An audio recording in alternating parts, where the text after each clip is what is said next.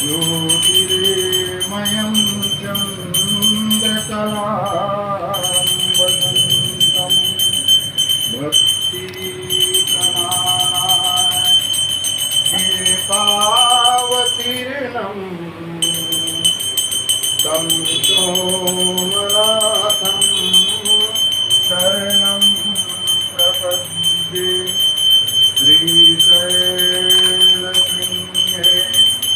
विभूतादिसङ्गे तुलादितुङ्गे मुदा वसन्तं समरेणुं मल्लिकपूर्वमेकं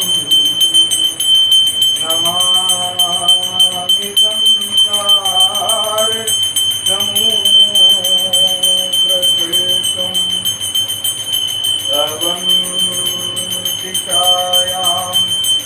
सीतावतारं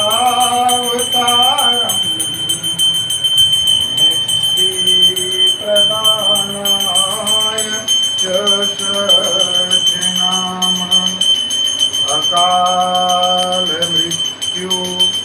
परिरक्षणार्थं वन्दे महाकाल महासुरेशं। कावेरिका नर्मद्यो पवित्रे समागमे सज्जनतारणाय सदैव मन्दास्ति पूरे वसन्तं मुञ्चारणीशं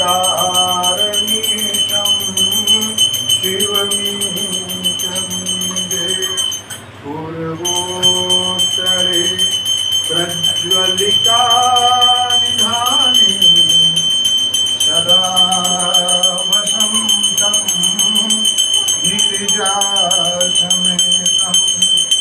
सुरासुराराधित